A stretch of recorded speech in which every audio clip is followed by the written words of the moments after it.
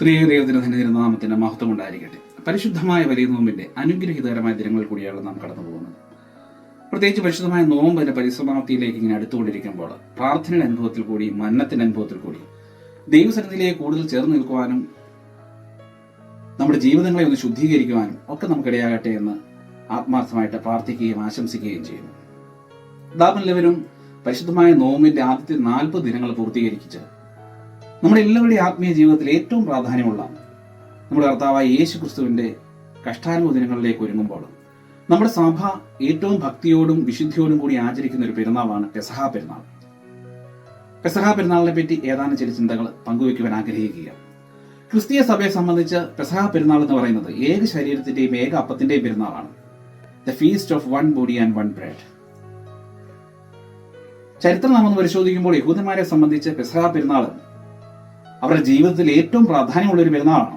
അവരെ സംബന്ധിച്ച് പെസഹ പെരുന്നാൾ എന്ന് പറയുമ്പോൾ മിസ്രൈം ദേശത്തെ അടിമത്തത്തിൽ നിന്നും വാഗ്ദത്ത ദേശത്തെയും ആ വിടുതലിന്റെ അനുഭവത്തെയും സ്വാതന്ത്ര്യത്തിന്റെ അനുഭവത്തെയും ഒക്കെ അതിന്റെയൊക്കെയുള്ള അനുസ്മരണങ്ങളാണ് യഹൂദന്മാരെ സംബന്ധിച്ച് പെസഹ പെരുന്നാൾ. എന്നാൽ നമ്മെ സംബന്ധിച്ച് ഇതിൽ നിന്നും ഒക്കെ വിഭിന്നമായിക്കൊണ്ട് പെസഹ പെരുന്നാൾ എന്ന് പറയുമ്പോൾ നമ്മുടെ കർത്താവായ യേശു ക്രിസ്തുവിന്റെ രക്ഷണ്യ പ്രവർത്തനങ്ങളുടെയും വിശുദ്ധ കുർബാന സ്ഥാപനത്തിന്റെയും ഒക്കെ അനുസ്മരണമാണ് പെസഹ പെരുന്നാൾ. വിശുദ്ധ വേദപുസ്തകം നാം ഒന്ന് പരിശോധിക്കുമ്പോൾ പ്രത്യേകിച്ചും വിശുദ്ധനായ മത്തായി ശ്ലീഹായുടെ സുവിശേഷം 26-ാം അധ്യായം നാം ഒന്ന് പരിശോധിക്കുമ്പോൾ അന്ത്യ അത്താഴത്തെ പറ്റിയും വിശുദ്ധ കുർബാന സ്ഥാപനത്തെ പറ്റിയും ഒക്കെ വളരെ ഭംഗിയായിട്ട് വിശുദ്ധനായ മത്തായി ശ്ലീഹ തന്റെ സുവിശേഷത്തിൽ വിശദീകരിച്ചിട്ടുണ്ട്.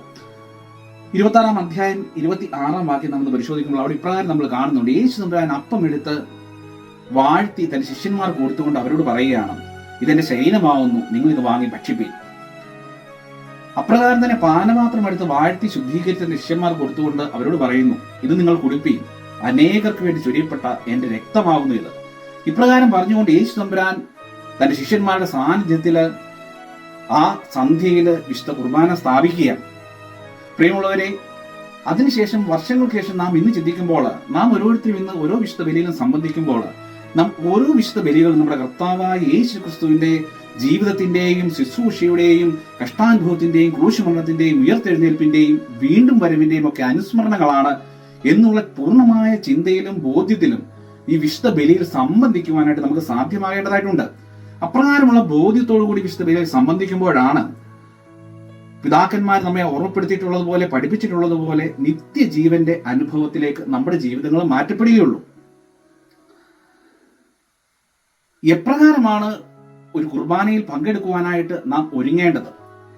വിശുദ്ധ വേദപുസ്തകം ഇതിനുള്ള വ്യക്തമായ ഉത്തരം നമുക്ക് നൽകുന്നുണ്ട്. ഒന്നാമതായിട്ട് വിശുദ്ധ വേദപുസ്തകം നമ്മെ പഠിപ്പിക്കുന്നു, ഒരു ഒരുക്കത്തിന്റെ ഒരു പ്രിപ്പറേഷന്റെ അനുഭവം നമ്മുടെ ജീവിതത്തിൽ ആവശ്യമാണ്. വിശുദ്ധനായ മത്തായി ശ്ലീഹായുടെ സുവിശേഷം 26-ാം അധ്യായം അതിന്റെ 17-ാം വാക്യം നാം പരിശോധിക്കുമ്പോൾ അവിടെ ഇപ്രകാരം കാണുന്നുണ്ട്. പുളിപ്പില്ലാത്ത അപ്പത്തിന്റെ 1-ാം നാളിൽ ശിഷ്യന്മാർ യേശുവിന്റെ അടുക്കൽ വന്നു, നീ പെസഹ കഴിപ്പാൻ ഞങ്ങൾ ഒരുക്കേണ്ടത് എവിടെ എന്ന് ചോദിച്ചു.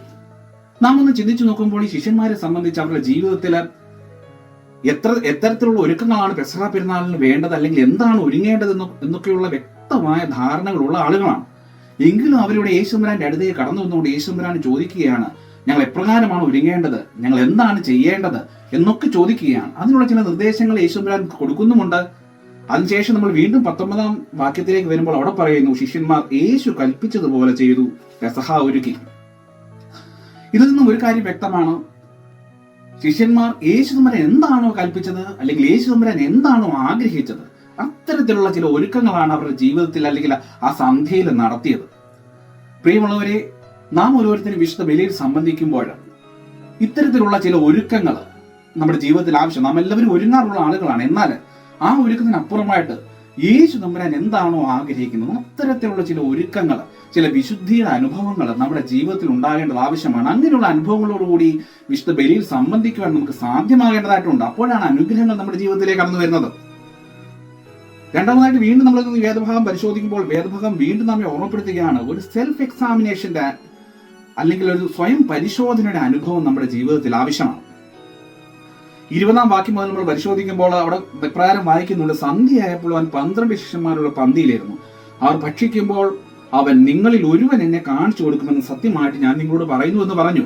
നമ്മൾ ചിന്തിച്ചു നോക്കണം, യൂദായും തന്റെ മറ്റു ശിഷ്യന്മാരും എല്ലാവരും ഇരിക്കുന്ന അവരുടെ മുൻപിൽ വെച്ചുകൊണ്ടാണ് യേശുദമ്പുരാൻ പറയുന്നത്, നിങ്ങളിൽ ഒരുവൻ എന്നെ കാണിച്ചു കൊടുക്കും.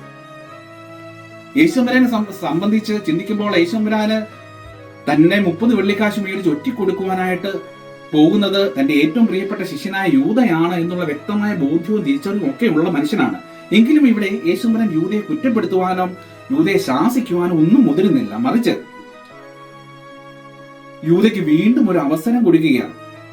താൻ ചെയ്തു പോയ തെറ്റുകൾ തിരിച്ചറിഞ്ഞ് അനുദപിച്ച് ദൈവസന്നിധിയിലേക്ക് മടങ്ങി വരാനുള്ള ഒരു അവസരം കൊടുക്കുകയാണ്. അല്ലെങ്കിൽ തന്നെ ഒന്ന് സെൽഫ് എക്സാമിൻ ചെയ്ത്, അല്ലെങ്കിൽ തന്നെ ഒന്ന് സ്വയം പരിശോധിച്ച് തന്റെ തെറ്റുകളെ തിരിച്ചറിഞ്ഞുകൊണ്ട് ദൈവസന്നിധിയിലേക്ക് തിരിച്ചു വരുവാനുള്ള ഒരു അനുഭവം, ഒരു അവസരം യേശുമ്പരാൻ യൂദയ്ക്ക് കൊടുക്കുകയാണ്. എന്നാൽ യൂദ എന്താണ് ചെയ്യുന്നത് നമുക്കറിയാം. യൂദ ഈ തിരിച്ച് ദൈവസന്നിധിയിലേക്ക് വരുവാനോ അല്ലെങ്കിൽ അനുദപിക്കുവാനോ ഒന്നും ശ്രമിക്കാതെ താൻ നടന്നുകൊണ്ടിരുന്ന പാപത്തിന്റെ വഴിയിൽ കൂടി തന്നെ നടന്ന് തന്റെ ജീവിതത്തെ നശിപ്പിച്ചു കളയുന്നു. അപ്പോൾ രണ്ടാമതായിട്ട് ഈ വേദഭാഗം നമ്മെ ഓർമ്മപ്പെടുത്തുന്നു, വിശുദ്ധ ബലിയിൽ സംബന്ധിക്കുമ്പോൾ നമ്മുടെ എല്ലാവരുടെയും ജീവിതത്തിൽ ഒരു സെൽഫ് എക്സാമിനേഷന്റെ, ഒരു സ്വയം പരിശോധനയുടെ ആവശ്യം വളരെ അത്യന്താപേക്ഷിതമാണ്. രണ്ട് കാര്യങ്ങളാണ് വേദഭാഗം നമ്മെ ഓർമ്മപ്പെടുത്തിയത്. വിശുദ്ധ ബലിയിൽ നാം സംബന്ധിക്കുമ്പോൾ എപ്രകാരമാണ് സംബന്ധിക്കേണ്ടത് എന്നാണ് നമ്മൾ ചിന്തിച്ചത്. എപ്രകാരമാണ് സംബന്ധിക്കേണ്ടതെന്ന് ചിന്തിക്കുമ്പോൾ രണ്ട് കാര്യങ്ങളാണ് വിശുദ്ധ വേദപുസ്തകം നമ്മെ ഓർമ്മപ്പെടുത്തിയത്. ഒന്ന്, ഒരു ഒരുക്കത്തിന്റെ അനുഭവം നമ്മുടെ ജീവിതത്തിൽ ഉണ്ടാകണം. രണ്ടാമതായിട്ട് ഒരു സെൽഫ് എക്സാമിനേഷൻ അനുഭവം നമ്മുടെ ജീവിതത്തിൽ ഉണ്ടാകണം. ഇപ്രകാരമുള്ള അനുഭവങ്ങളോടുകൂടി വിശുദ്ധ ബലിയിൽ സംബന്ധിക്കുമ്പോഴാണ് ഓർമ്മപ്പെടുത്തിയതുപോലെ പിതാക്കന്മാർ നമ്മളെ പഠിപ്പിച്ചിട്ടുള്ള എറ്റേണൽ ലൈഫ്, നിത്യജീവന്റെ അനുഭവത്തിലേക്ക് നമ്മുടെ ജീവിതങ്ങൾ മാറ്റപ്പെടുകയുള്ളൂ. അപ്രകാരമുള്ള അനുഭവത്തിലേക്ക് നമ്മുടെ ജീവിതങ്ങൾ മാറ്റപ്പെടുവാൻ ഈ നോമ്പിന്റെ ദിനങ്ങൾ മുഖാന്തരമാകട്ടെ എന്ന് ആത്മാർത്ഥമായി പ്രാർത്ഥിച്ചുകൊണ്ട് ഞാൻ എൻ്റെ വാക്കുകൾ നിർത്തുന്നു. ദൈവം നമ്മെ ഇവരെ വാഴ്ത്തി അനുഗ്രഹിക്കട്ടെ.